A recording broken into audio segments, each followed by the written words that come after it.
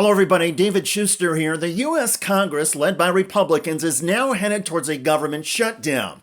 Funding runs out at the end of this month, and the GOP says it will not compromise with Democrats on a spending bill. Right now, both sides are at odds about how to proceed. Republicans have the majority in the Senate, as we all know, but they do need Democratic support to pass any major piece of legislation, including funding for the government. So they're going to need a handful of Democratic votes. And Democrats want to use this as a point of leverage to extract concessions. Those concessions that Democrats want include extending health care tax credits under the Affordable Care Act.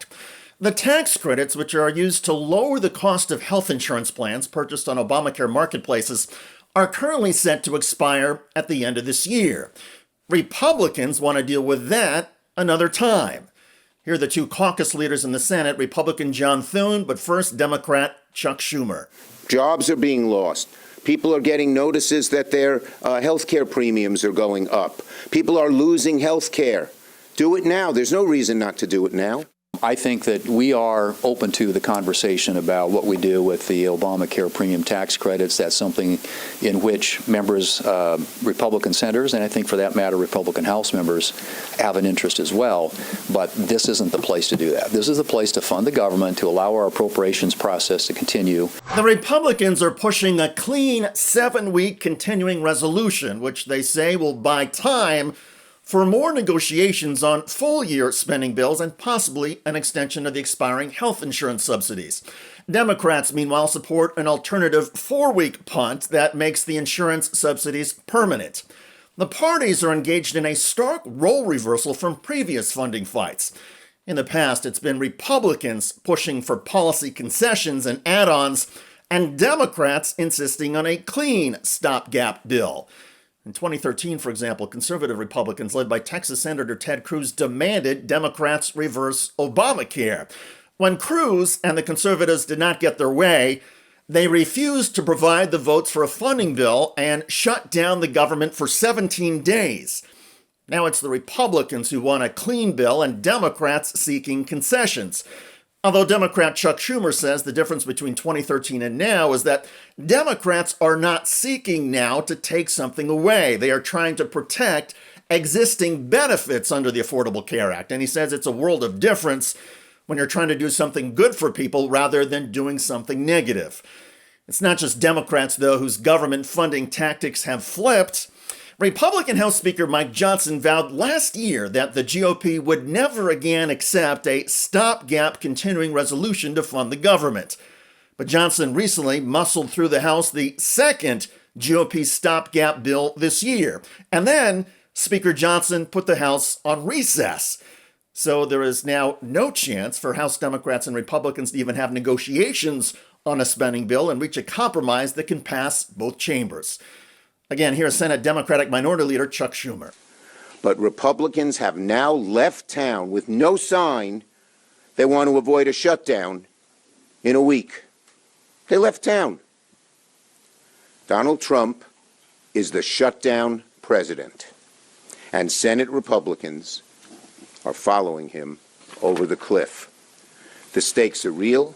A shutdown is devastating to Americans. Democrats are doing everything we can to sit down and negotiate. We do not want a shutdown. Our position has never changed.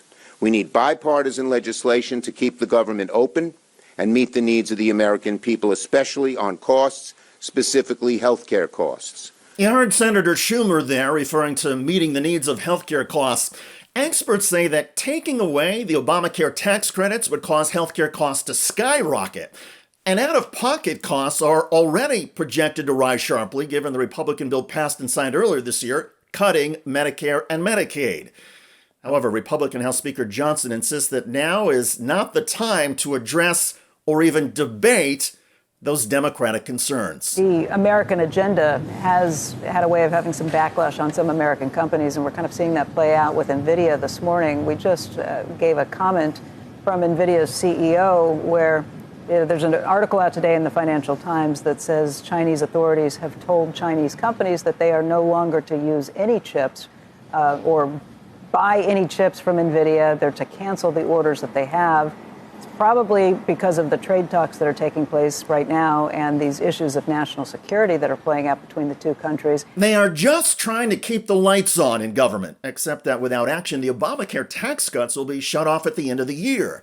And Republicans haven't exactly built up a reservoir of trust or goodwill when it comes to even keeping the status quo for healthcare. So the standoff over government funding continues. Will Democrats really withhold spending bill votes if the House and Senate measure doesn't address the Democratic concerns? Will Republicans keep refusing to negotiate, increasing the chances Congress passes nothing and the government shuts down? Both sides seem to be digging in. In the meantime, as the clock ticks closer to what would be the 15th partial government shutdown since 1981, Washington, D.C. is in familiar territory with an important difference.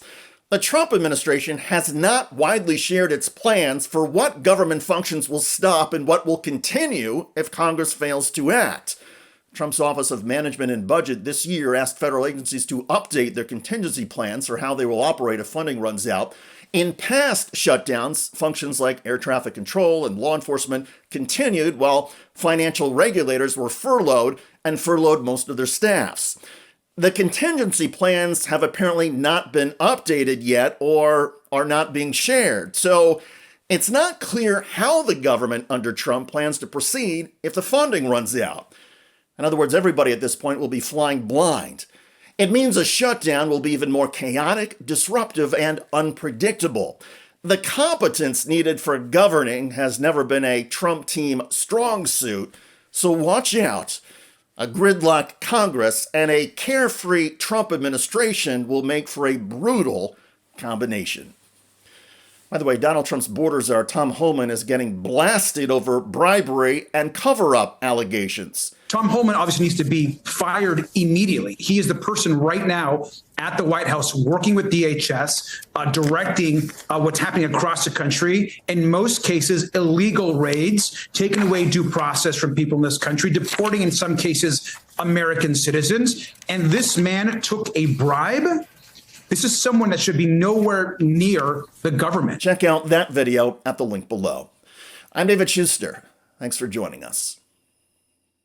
Hello, everybody. David Shuster here. Thanks for watching.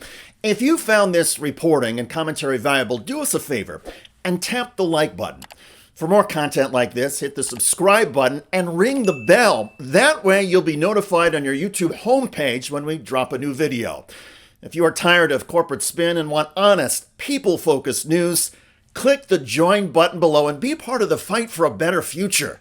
We wouldn't be here without your support. Stay informed, stay engaged, and thanks again for joining us.